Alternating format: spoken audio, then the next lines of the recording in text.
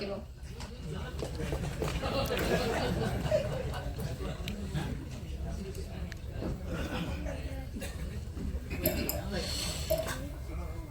அன்பிற்கும் மரியாதைக்கும் உரிய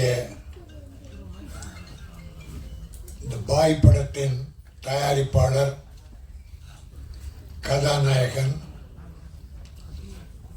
அற்புதமான உடல் அமைப்பை கொண்ட ஆதவா ஈஸ்வர். ஆதவா என்றாலும் கடவுள், ஈஸ்வரும் கடவுள். அவர் ரெண்டு கடவுளையும் சேர்த்து வச்சிட்டு இருக்கார். கடவுள் உங்களை காப்பாற்றுவார். உங்கள் நல்ல எண்ணம், நல்ல மனம் வாழ்க. நீங்கள் எடுத்த இந்த முயற்சி தமிழ் சினிமாவில் மிகப்பெரிய வெற்றி பெற்று பல்லாயிரக்கணக்கான தொழிலாளர்களையும் பல கோடி தமிழர்களையும் மகிழ்விக்க வேண்டும் என நான் ஆதவனாகிய ஈஸ்வரனை வேண்டுகிறேன். பாய், பாய் என்றால் சகோதரன், சகோதரன் என்று பொருள். பாய் பாய்ன்னு கூப்பிடுறல, அண்ணன் அண்ணன் தம்பி, அதான் பாய்னா சகோதரன். எல்லோரும் சகோதரர்கள். எந்த தாய் வயிற்றில் நாம் பிறந்திருந்தாலும் மனித குலத்தில் பிறந்தவர்கள் சகோதரர்கள். ஆக அந்த சகோதரத்துவம் எல்லார் மனதிலும் பதிந்தால் இந்த நாடு நன்றாக இருக்கும், மனித குலம் வாழும். ரெண்டே ரெண்டு தான், இட்டார் பெரியோர், இடாதார் இழி குலத்தோர். கொடுத்தவர்கள் தானம் தர்மம் ஈகை, அதை செஞ்சவங்க பெரியவங்க ஒரு ஜாதி. கொடுக்க மாட்டேச்சுமோ என்னது இது என்று யாருக்கும் ஈயாதவர்கள் இழி கொடுத்தவர்கள் நம்ம பெரியவங்க சொல்லிட்டு போயிருக்காங்க. அதனால எனக்கு இது பெரிய, நாங்கள் நிறைய விழாக்கள் கலந்துட்டோம். பேரரசு, அவர் பேருக்கு மட்டும் அரசு இல்லை, ஒரு வெற்றி படங்களை தயாரித்த இயக்கிய அற்புதமான டைரக்டர் தம்பி ஜீவா, என்னுடைய அருமை தம்பி ஜாக்குவார் உணர்வுபூர்வமாக பேசுவார். எங்களுக்கெல்லாம் அந்த ஒளிவு மறைவு, உதட்டலை பேசுறது இதெல்லாம் வராது.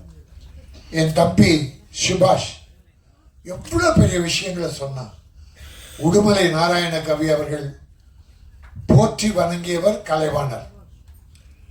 கலைவாணர் அவர்கள் அவர் செய்த தர்மம் இன்னும் யாருமே உலகத்தில் செய்யலைங்க. கலைவாணர் NS கிருஷ்ணன். எம்ஜிஆர் சொன்னாரு, என்ன இப்படி வாரி வாரி கொடுத்துட்டு இருக்கீங்க, தர்மம் தானம் தர்மம் பண்றீங்களே என்றால், என் குருநாதர் NSK கலைவாணர் கிட்ட வேலை பார்த்தவர் எம்ஜிஆர். நாடகத்தில் கலைவாணர் குழுவில் மாதம் 100 ரூபா சம்பளம் அந்த காலத்தில். அதில் எம்ஜிஆர் வேலை பார்த்துருக்காரு. அப்போ கலைவாணர் வர்றவங்க எல்லாருக்கும் எடுத்து கொடுத்துருவாராம். இல்லைன்னு சொல்கிற வழக்கமே கிருஷ்ணகிட்ட, NS கிருஷ்ணகிட்ட இல்லை. அவர் போற்றிய ஒருவர் தான் உடுமலை நாராயண கவி. அவருடைய கொள்ளு பேத்தி, அந்த பாப்பா என்னுடைய பேத்தி தான். அந்த பாப்பா தமிழ்லே பேசணும்னு நினச்சேன், இங்கிலீஷை நிறைய கலந்து பேசிச்சு. பரவாயில்ல, தப்பு இல்லை. ஆனால் தமிழை, தாத்தா பேரை காப்பாற்றுமா. தமிழ், தமிழ் இனிமையானது, வலிமையானது, அடுத்தவரை வாழ வைக்கக்கூடியது. இந்த குழந்தைகளை வச்சு ஒரு அழகாக ஒரு நாடகம் வித்தியாசமாக இருந்தது. இந்த விழாவே வித்தியாசமாக இருந்தது. ஒன்லி சாங்ஸ் போடுவாங்க, ட்ரெய்லர் டீசர் போடுவாங்க, நாங்கள் பார்ப்போம். இதை பார்த்து படம் நல்லா இருக்கும். சில நேரத்தில் டீசரே பார்க்க பிடிக்காது, வேறு வழி இல்லை. நம்மளை சகோதரர்களை அழைத்துட்டாங்க. அதனால் நம்ம ஆழ் மனதிலிருந்து இது வாழ்க. இந்த தம்பி நல்லா வரணும், இந்த ப்ரொடியூசர் நல்லா வரணும், டைரக்டர் நல்லா வரணும். ஆனால் இது எப்படின்னா ஆழ் மனதிலிருந்து வாழ்த்துகிறோம், ஆழ் மனதிலிருந்து வாழ்த்துகிறோம்.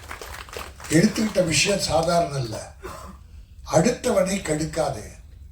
நீ ஒருவனை பழி வாங்குறன்னு உலகத்தை பழி வாங்காத. நீ போடுற குண்டு ஒருவனை அழிக்கும் என்றால் அது எத்தனை பேர் குடும்பம் கெட்டு போகிறது. என் தம்பி ஜாக்குவார் கூட சொன்னார், அடிக்காமல் விட மாட்டேன், என்னை தொட்டவனை விட மாட்டேன் அப்படின்னார். வள்ளுவர் ஒரே ஒரு குறள் சொல்லியிருக்கார், நிறைய சொன்னார். 1335 குறள் சொல்லியிருக்கார். ஒவ்வொன்றும் ஒரு தத்துவங்கள். இன்னா செய்தாரை ஒருத்தல், அவர் நாண நன்னயம் செய்து விடல். உலகத்துல யாருமே சொன்னது இல்லைங்க. இயேசுபிரான் கூட ஒரு கன்னத்தில் அறிந்தால் இன்னொரு கன்னத்தை காட்டுட்டார். ஆனா வள்ளுவர் என்ன தெரியுமா சொன்னாரு? இன்னா செய்தாரே, உனக்கு ஒரு கெடுதல் ஒருத்தன் செஞ்சா அவனுக்கு நன்மை செஞ்சிரு, அப்பதான் வெக்கப்படுவான், செத்து போவான். ஐயோ நம்ம கெடுதல் பண்ணவர் எனக்கு நல்லது பண்ணிட்டாரு அப்படின்னு வள்ளுவர். இன்னா செய்தாரை ஒருத்தல், மன்னித்தல், பொறுத்து கொள்ளுது. எப்படின்னா அவருக்கு நன்னயம் செய்து விட, நல்லது பண்ணிடு. உலகத்துல யாருமே சொன்னது இல்லைங்க. பழிவாங்கு, கொன்னுடு, வெட்டிடு, சுட்டு, அழிச்சிடு. ஆனா வள்ளுவர் அதை சொல்லல. உன்னை கெடுத்தவனை நீ வாழவை, அவன் குலம் உன்னை போற்றும், நன்றி தெரிவிக்கும் என்றார். மனித நேயத்தை மையப்படுத்தி எடுத்த படம், மனித நேயத்தை மையப்படுத்தி எடுத்த படம். என் தம்பி டைரக்டர் எனக்கு ஆச்சரியமா இருந்தது. உடற்குறை இருந்தாலும் உள்ளக்குறை இல்லை தம்பி. அது இறைவனை சொல்றதா என்ன சொல்றது தெரியல. ஏதோ ஒரு குறை உடல்ல வந்துருச்சு, ஆனா உள்ளம் உறுதியானது. அற்புதமா பண்ணிருக்கீங்க, பிரமாதமா பண்ணிருக்கீங்க. மனித நேயம் பற்றி அற்புதமா சொல்லியிருக்கீங்க. அப்துல் கலாம் கேட்டாங்க, நம்முடைய உலகத்தில் சிறந்த விஞ்ஞானி மட்டும் இல்ல, மா மனிதர், தெய்வம் காமராஜர், அப்துல் கலாம், இதெல்லாம் ஒரு லிஸ்ட். அப்துல் கலாம் கிட்ட ஒரு மேடையில் பேசிட்டு வரும்போது பத்திரிகாரங்க, இந்தியாவில் மத நல்லிணக்கம் உண்டா, இந்தியாவில் மத நல்லிணக்கம் இருக்கான்னு. இருக்க, எப்படி சொல்றீங்கன்னா, இந்த மேடையில குத்து விளக்கு ஏற்றி வச்சாங்க. அந்த மேடையில குத்து விளக்கு ஏற்றினாங்க. அப்துல் கலாம் தான் அந்த குத்து விளக்கு ஏற்றினார். குத்து விளக்கு ஏற்றி வச்சாங்க. குத்து விளக்கு இந்துக்களுக்கு சொந்தமானது. அப்போ இன்னொரு அம்மா, கிறிஸ்துவர் அம்மா வச்சு ஒரு விளக்கை ஏற்றினாங்க, மெழுகுவர்த்தி. மெழுகுவர்த்தி வச்சு அந்த ஒரு தீயை ஏற்றினாங்க. அப்போ குத்து விளக்கு இந்துக்களுக்கு சொந்தமானது. மெழுகுவர்த்தி ஏற்றின அம்மா கிறிஸ்துவர், நான் இஸ்லாமியர் என்று சொல்லப்படுகிறேன், நான் இந்த விளக்கை ஏற்றி இருக்கிறேன். அப்போ இந்துவும் முஸ்லீமும் கிறிஸ்துவர்களும் ஒன்னா சேர்ந்து நான் இந்த விளக்கை ஏற்றணும்னா, இந்தியாவை போல உலகத்துல மத ஒற்றுமை எங்கேயுமே இல்லை அப்படின்னார். இன்னொன்னு கேட்டாங்க, நீங்க இப்ப ஜனாதிபதி ஆயிட்டீங்க, பொக்ரான்ல அணுகுண்டு வெடிச்சீங்க, ராக்கெட் விட்டீங்க, இது எல்லாத்தை விட நீங்க எது உங்கள் மனதை, ஆழ் மனதை இனிமைப்படுத்தியது, உங்களை மகிழ்வித்தது எது, நீங்க ஆத்ம திருப்தி அடைந்தது எது? பொக்ரான் வெடிகுண்டா, ஜனாதிபதி பதவியா, ராக்கெட் விட்டதான்னு கேட்டாங்க. இது மூன்றுமே இல்லைன்ட்ட. இது மூன்றுமே இல்லை. ஹைதராபாத்திலே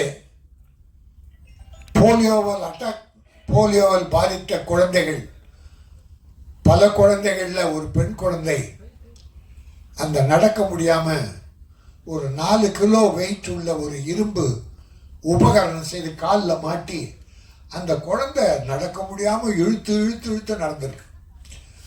அது ஒரு நண்பர் சொன்னார், இது ஏதாவது செய்யக்கூடாதா? உடனே அப்துல் கலாம் 400 கிராம் உடைய ஒரு, அது என்ன பொருள் என் நினைவில்லை,